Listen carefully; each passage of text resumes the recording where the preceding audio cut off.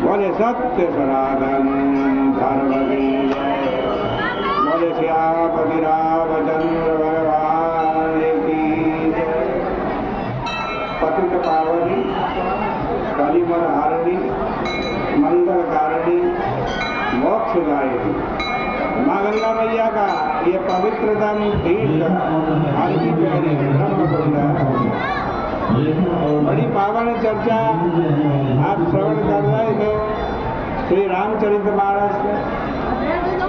एक शैल पर भगवान श्री राम जी बैठे हुए हैं और एक शैल के शिखर पर रावण की रंगशाला चल रही है, नृत्य हो रहा है, गान हो रहा है। अचानक क्या हुआ?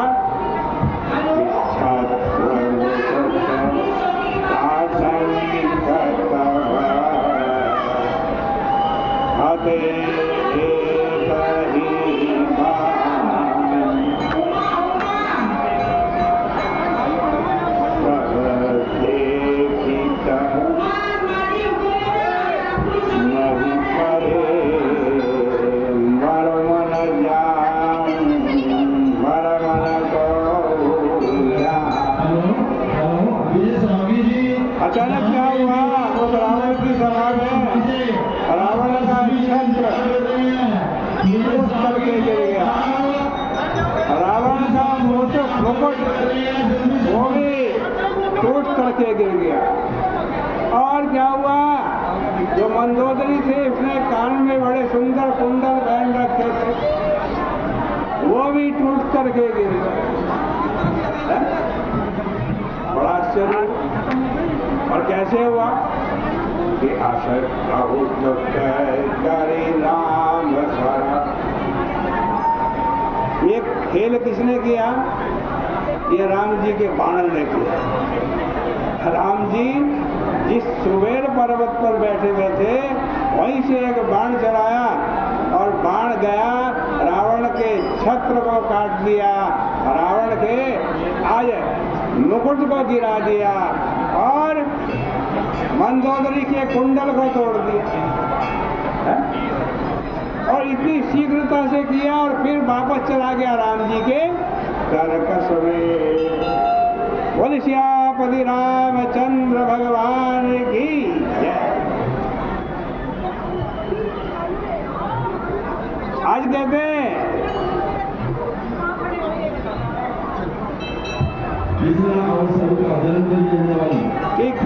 कंपन भूमि न मरुत विशेखा। कंपन भूमि न मरुत विशेखा, न तो भूकंप आया न आंधी आई।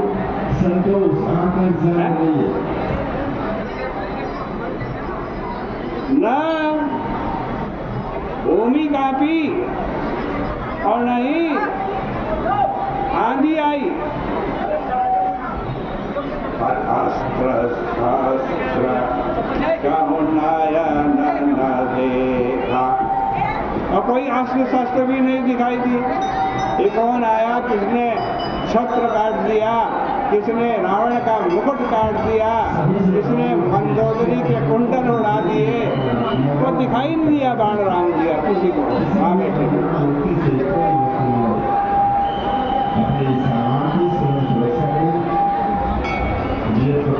आज कहते हैं सब बड़े आश्चर्य में ये सब कैसे हो गया?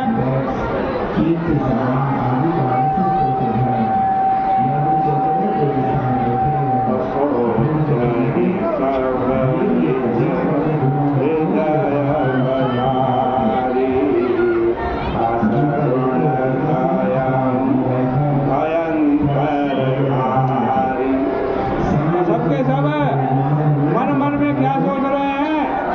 ये तो बड़ा अपशकुन हो गया, बड़ा अपशकुन हो गया।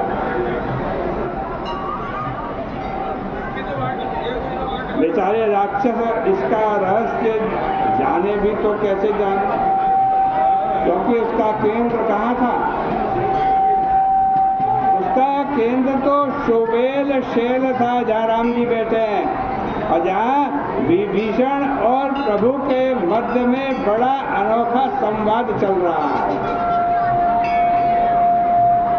पूर्व दिशा में पूर्ण चंद्र की शोभा देखते देखते अचानक प्रभु की दृष्टि दक्षिण दिशा में गई और दक्षिण दिशा के दृश्य को देखकर, दक्षिण दिशा में क्या था? वो रंगशाला थी जहाँ रावण बैठा हुआ था, जहाँ नृत्य गान हो रहा था। और उसको भगवान ने देखा और देख करके प्रभु ने स्वयं को एक भ्रांत व्यक्ति के रूप में प्रस्तुत किया विभीषण के सामने। क्या कहते हैं भगवान? उस पर्वत को देखकर जहाँ रावण का नृत्य गान हो रहा है, कहते हैं कि देखो विभीषण दक्षिण आशा, देख विभीषण दक्षिण आशा, घनघवंड दामिनी विलासा, घनघवंड दामिनी विलासा। अरे विभीषण, जरा दक्षिण दिशा में देखो क्या हो रहा है। बड़े घने बादल हैं, बिजलियां चमक रही हैं और मधुर मधुर गरजाई घनघोरा, मधुर मधुर गरजाई घनघोरा। होई वृष्टि जन उपल कठोरा, होई वृष्टि जन उपल कठोरा। राम जी कह रहे हैं कि मधुर मधुर घंघोर बादल गरज रहे और होई वृष्टि, वृष्टि भी होगी और ओले भी पड़ेंगे। बोले श्री रामचंद्र भगवान की जय।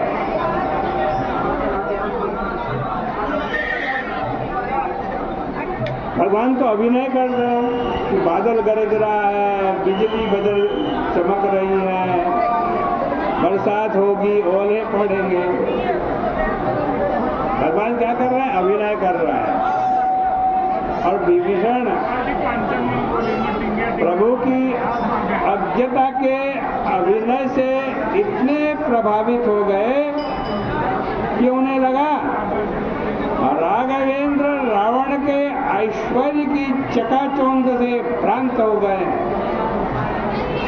उन्होंने प्रभु की भ्रांति का निवारण करने के लिए कहा, महाराज जिसे आप बादल समझ बैठे हैं वो बादल नहीं है, तो क्या है? वो तो रावण का मेघडंबर नामक छत्र है, वो छत्र है, बादल नहीं है। और मंदोदरी के जो कान में कुंडल हैं वही चमक रहे हैं, मंदोदरी के कान में जो कुंडल है वही चमक रहे हैं, ये बिजली नहीं।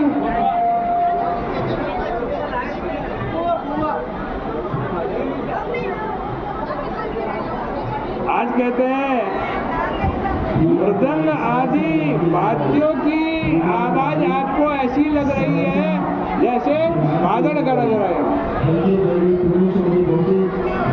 वो बादल की ध्वनि नहीं है, वहाँ रंगशाला में गान हो रहा है और वाद्य बज रहे हैं।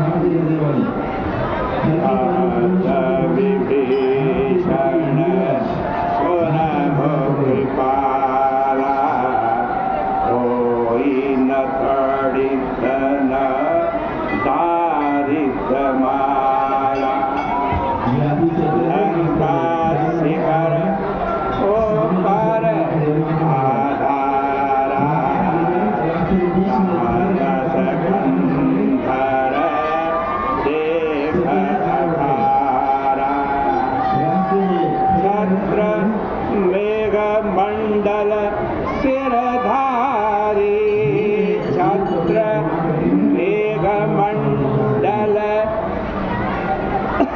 सिरधारी। महाराज वो बादल नहीं है, वो छत्र है, छत्र। मेघमंडल नाम के छत्र पर धारण कर रखा है।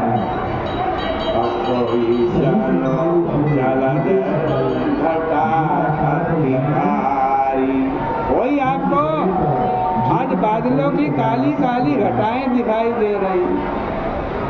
मंदोदरी श्रवण आशंका कोई प्रभु जन दामिनी दमनका। कह रहे विभीषण महाराज, ये जो आप कह रहे बिजली चमक रही है, बिजली चमक रही है, ये बिजली नहीं चमक रही है, ये तो मंदोदरी ने जो कुंडल पहन रखे हैं उसकी चमक है। आज ही तार मृदंग अनोपा सोई रव मधुर सुनहो सुर भूपा। और जो ताल बज रही है, मृदंग बज रहे हैं, उसी को वही आपको बादलों की गड़गड़ाहट लग रही है। बोले सियापति रामचंद्र भगवान की।